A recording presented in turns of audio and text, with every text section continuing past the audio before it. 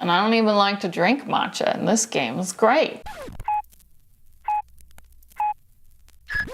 More Mary.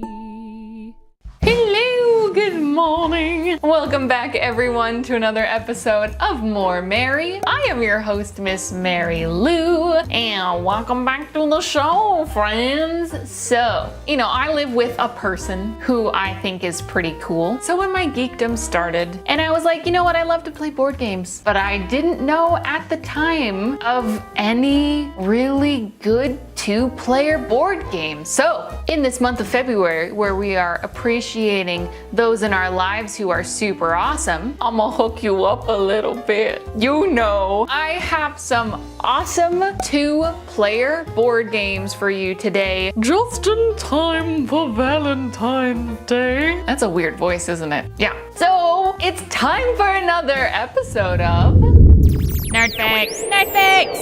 It's time for Nerd Fix. That's right, it has been a hot minute, but I have another Nerd Fix for you today. Two-player board games, you already know the deal. Nerd Fix! Before we go any further, if you haven't subscribed to the Miss Mary Lou channel already, you are seriously missing out. We just hit 600. You're so amazing. If you haven't joined the Tea Time family yet, hit the red subscribe button below and the little notification bell so you know when I upload. I even have a new nerd mug today. Yes, thanks Helios. I'm so excited. So let's jump in. Two-player board games. On your mark, get set. Masters of the arts journey to the mist-shrouded mountains of ancient Japan with their most promising disciples to prove their superiority in battle in Oni Tama, the elegant and simple game which captures the essence of martial arts. Created by Shinpei Sato from Arcane Wonders and Dice Tower Essentials. Oni Tama is one of the newest games in my collection. I got this one for Christmas from Holly.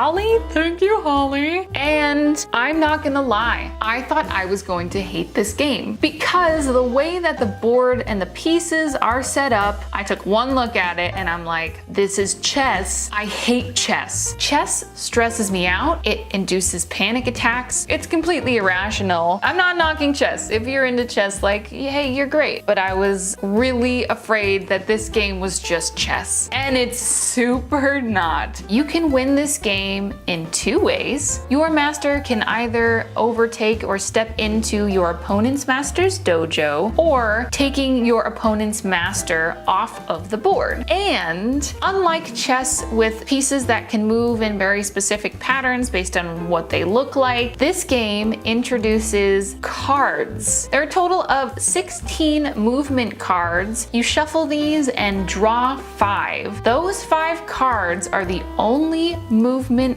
options in the entire game. There's a lot of strategy in how you use your movement cards because you and your opponent share them. Every time you choose to use a move, that move will then be passed to the other player. I love this game because it puts just enough parameters and restrictions. It doesn't feel overwhelming, I think a part of what makes chess so anxiety-inducing for me are just the possibilities. And I can't stop telling people about this game, so here I am. If you're into a two-player mind versus mind kind of a game, I highly recommend Oni Tama, the game that takes 2 minutes to teach and a lifetime to master.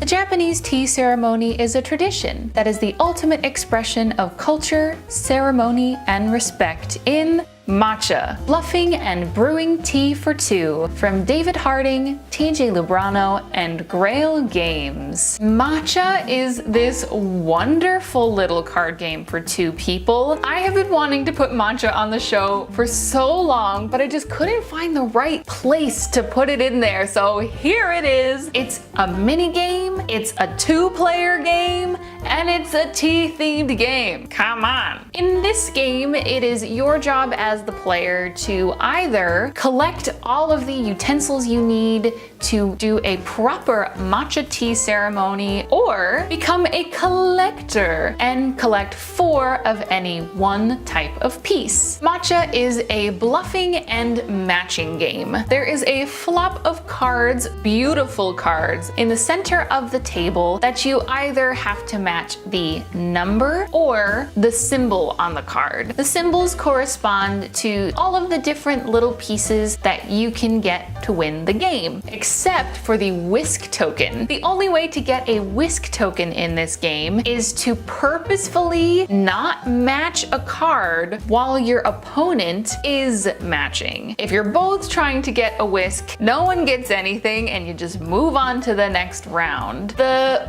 bluffing aspect of this game is like you get inside the other person's head and you're like, are they gonna match? Are they not gonna match? Do they know that I wanna collect whisks? And just to help with the bluff factor a little bit, 2 cards for every round that you play are removed from the round. You might think that that other person has the 4 tea leaves card, but it might have actually been removed from the game. And I mean, come on, these little wooden pieces are adorable and I just love playing with them.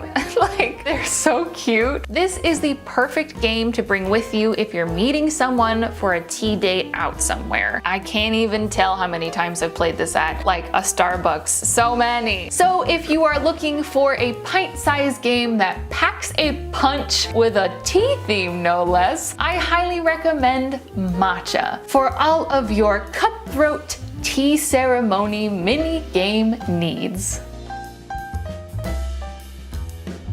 The weight of the universe is on your shoulders. You are the supreme commander of your very own Tiny Epic Galaxies, a game of intergalactic conquest by Scott Alms and Gamelin Games. This, talk about a big game in a little box. Tiny Epic Galaxies is not strictly a 2-player game. This is the only one that's on my list. However, this has a 1-player mode that is one of the best 1-player modes out of any game that I have seen. Not to mention, you can play with up to 5 people in this game. So as far as a 2-player perspective, it's still incredibly satisfying. The 2 to 5 player game mechanics are the same. In this game, I just love it. How do I even talk about it? So in Tiny Epic Galaxies, each player is handed a mat that is their home galaxy, where you get to rocket around literally with these little wooden spaceships, cultivating planets to add to your own galaxy colony. But beware, your opponents are trying to do the same thing as